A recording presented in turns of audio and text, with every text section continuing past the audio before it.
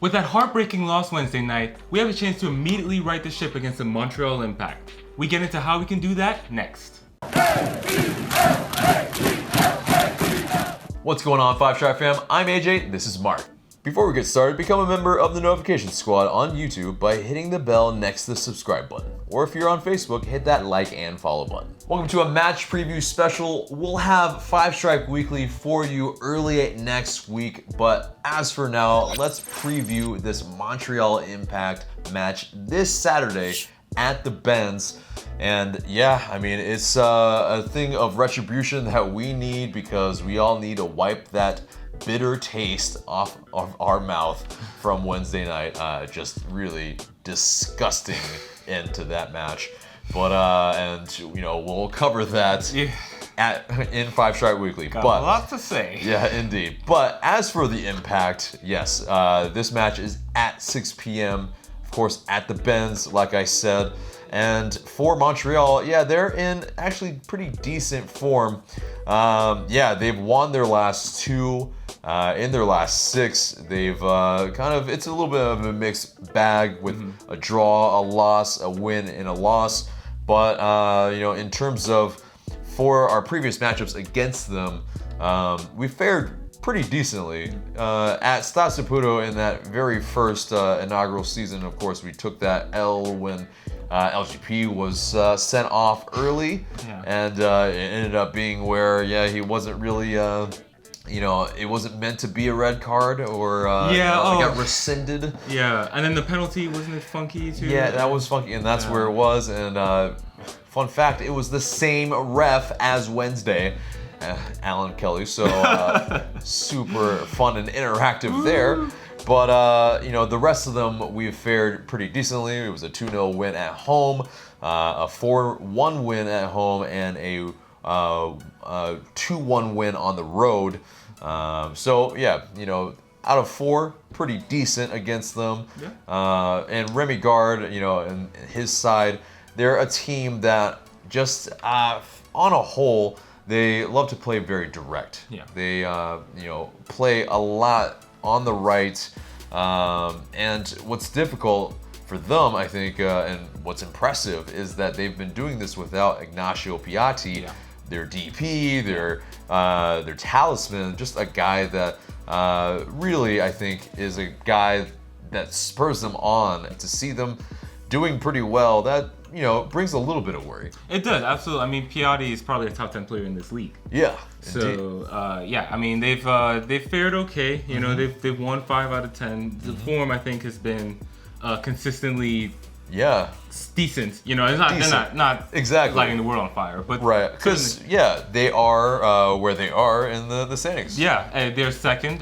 They have 30 points from 19 matches, I believe. They've played 3 more games than Atlanta, so even though they're up by 4 points, they're really right there. Yeah, good old MLS scheduling.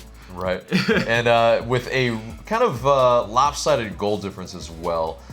They've given up 29 goals, scored 26. Yeah. And so, yeah, it's a different, or no, I'm sorry, scored 23. And so, yeah, it's a -6 goal difference. Yeah. You know, it could be a little bit of a red herring where they are in the league right now.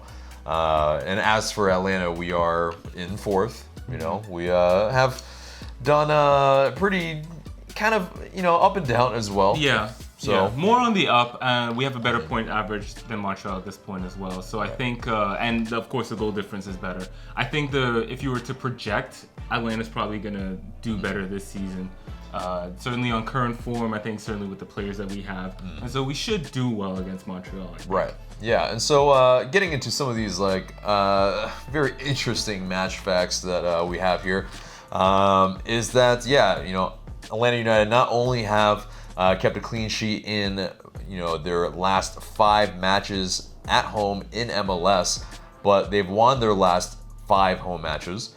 But on the flip side, Montreal in their last 9 of 11 there have been over 2.5 goals in those matches, which means, yeah, there are goals to be had, and I think, you know, anytime you have a match at the Benz, you want to see Coles. So that's and you know. Last year Atlanta versus Montreal at the Benz, we remember it was the Kevin Katz, brace. Kevin Katz, yeah. But also, I think what we should note about that match is that Montreal scored first. And they actually had the lead in most of that match, and it came off a direct play like we talked about. Right. Piatti, I think, was the talisman that day, but he's not going to be available. But like we mentioned, they have players like a Kwanko, like a Tidier, who can definitely find the back of the net. Absolutely. Yeah. I mean, Safir Tidier, like, how many goals does he have from midfield? That's ridiculous. Yeah, 7, I believe it is. Yeah. So, that's a proper goal scoring midfield. These guys are gonna have 15 by the end of the season. Could be, if you're extrapolating it twice or whatnot. It could be, very well could be. But they play kind of a 4-3-3 as well, and so it's kind of where they don't have Piatti on the left. So, what are they going to do in terms of finding a solution to unlock our defense at the Benz? We'll see. Maybe it is through this direct play. So in terms of the keys for us in this match, for us, we really have to worry about converting our chances. We had that issue, especially with Brandon Vasquez with his first MLS start. It's I think you kind of take that concession. I mean, he's still getting used to an MLS defense. So it will be this as well, and it will be just as tough. I mean, I think the positive sign is that he got his chances. He's still making those runs. He's still finding good positions, and I think if he does that against Montreal, he should score. No, I like that. And we have to watch out for the direct play, like we said, and not giving away any of these easy goals. Especially, I mean, in that Toronto FC match where you have guys that are a little out to sea or get a little unlucky with some of the deflections, and this is just kind of what happens. I mean, so hopefully we really shore that up from this match to this match, or from that match to this match. But what also is probably going to happen is we're probably going to dominate a lot of possession.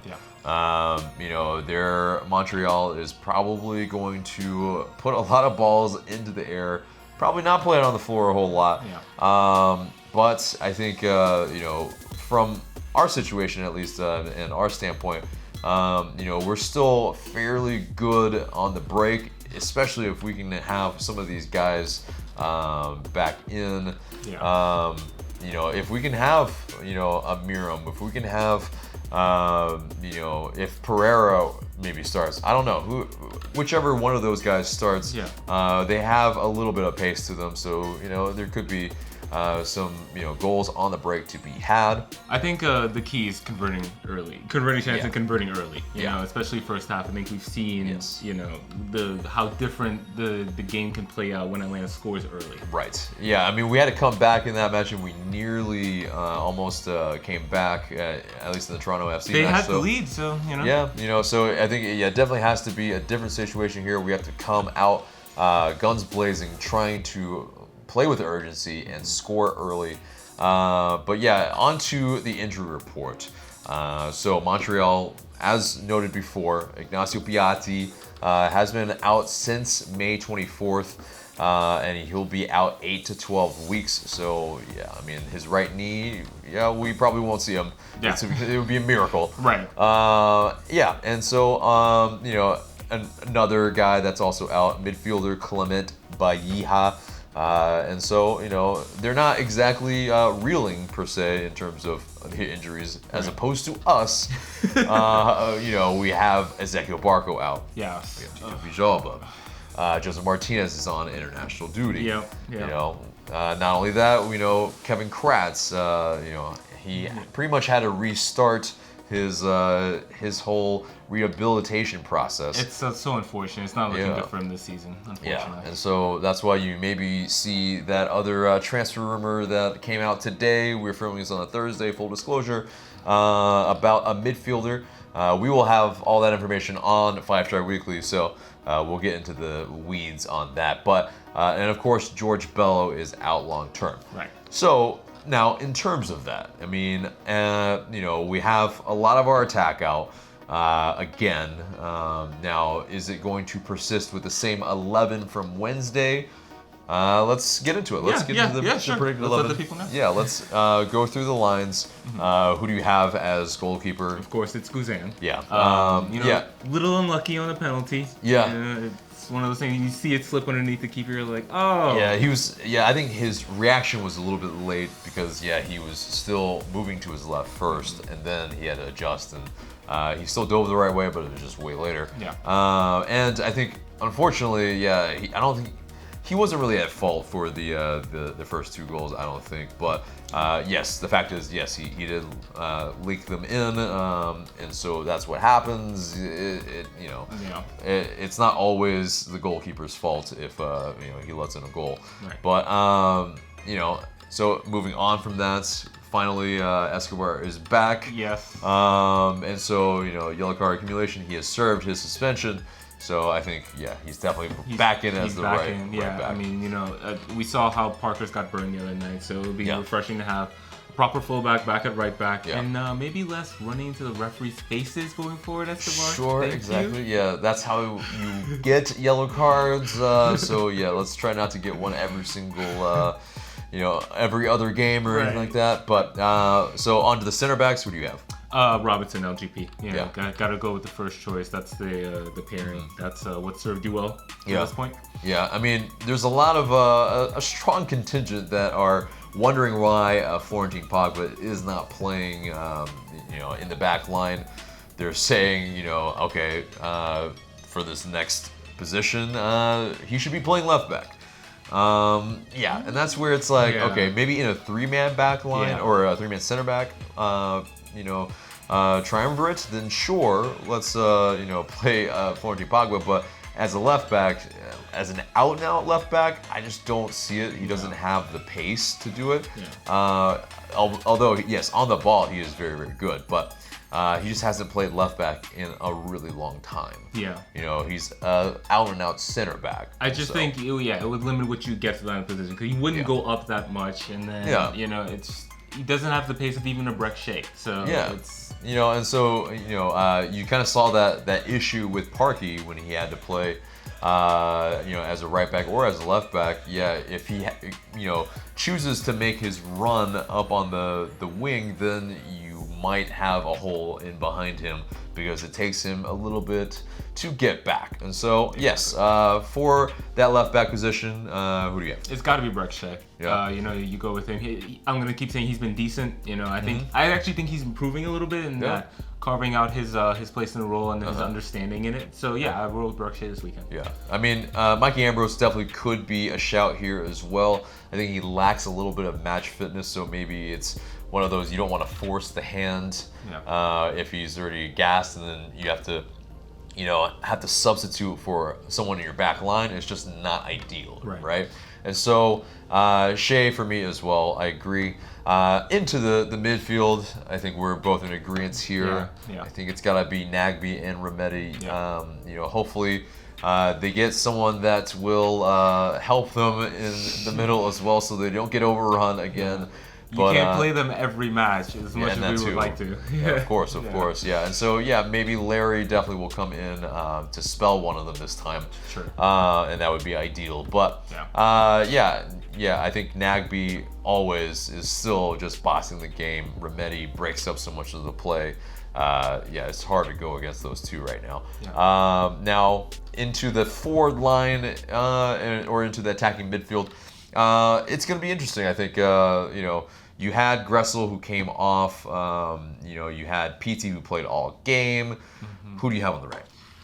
Gressel again. Well, so Gressel this time because on he definitely started in the middle. Exactly. Which he has his strengths and weaknesses, but I just think it makes more sense to play PD in the middle. That's where I have him for against Montreal. And PD playing that 10, Gressel on the right, and then on the left. And so, no, I agree with you. Gressel, should start on the right because he offers a little bit more tracking back as well as going forward. And plus, it's, his cross from the right is just impeccable. And One of the best crossers in the league. Yeah, and so, when you put him in the middle, it kind of negates that a little bit, or, he'll have to play that ball over the top a little bit, and it's a different look. Yeah. And so, yeah, I agree. Yeah, PT in the middle, even though he played all 90, I think, yeah, he'll probably come off in this one probably a little bit early. Hopefully. Yeah, because, you don't want to put that workload on him this early already in, the beginning of this large fixture congestion. Right. But yes, so that gets us to our left midfielder, and yeah, it could go several ways. I mean, it could go with Dion Pereira. It could go with an Andrew Carlson. It could go with a Justin Meram. Although, yeah, an Andrew Carlson, yes, probably has not earned his playing time. Probably not. And it's unfortunate with the passport deal. But yeah, who do you have? Got Meram. Pereira started the last game. I didn't think he had his best game necessarily. Yeah. And Meram's got that connection with, and we're gonna say Vasquez. But yeah, Vasquez has to play up top. Yeah, for sure. Because even though he missed his chances, I think everything around that, in terms of the hold-up play, the pseudo assist that he had, the work rate. I mean, it was all there. It was just the final product was missing. And for your first MLS start, I mean, it's not always going to be gangbusters. Right. Not for every single player that plays, right? So it's it's gonna happen. Yeah. And so I agree. Yeah, Justin Meram on the left. With that connection from the U.S. Open Cup. Exactly. They definitely know where each other is going to be, and that definitely helps. Yeah. And he offers a little more creativity as well. His passing, I think, is very good. And I just think Meram's one of those who, it's in his opportunity to make an impact in the team with the starting lineup. So I start him in this one. Yeah, exactly. And so especially with that, I mean, Pereira started, and that's why you got a Justin Meram to be able to rotate in these really, really this busy month. 2 games a week. Yeah, exactly. So that gets us to our score prediction for this match. What do you got? I'm feeling confident. I got a 3-0. I think they come out blazing. I think that they're pissed off about how the game ended. And I think they know they could have done better. Even, results, whatever happens with the ref, they could have done better. So I think they come out, they take care of business, they get another clean sheet at home. 3-0 for me. Yeah, I dig it. I'm not quite as bullish, but because of our attack maybe isn't our vintage attack per se. So, but I think, yes, we will be able to do the business, get a clean sheet with a 2-0 win. I think Gressel, having scored last match, I have my money on him to maybe score another one here. And maybe a header from one of the defenders. So I think Vasquez converts in this one. Okay. I think his. I hope so. Yeah. Sure. He had the looks, and I think that's the most important thing for a striker is you're getting in the right position. If he does that again, he'll score for sure. I think. Yeah, I love it. I hope so. Yeah. But guys, that's our match preview. Remember to subscribe if you haven't already. Smash that like button, and also let us know what you predict in the comments below. But for Mark, I'm AJ. Thank you guys so much for watching.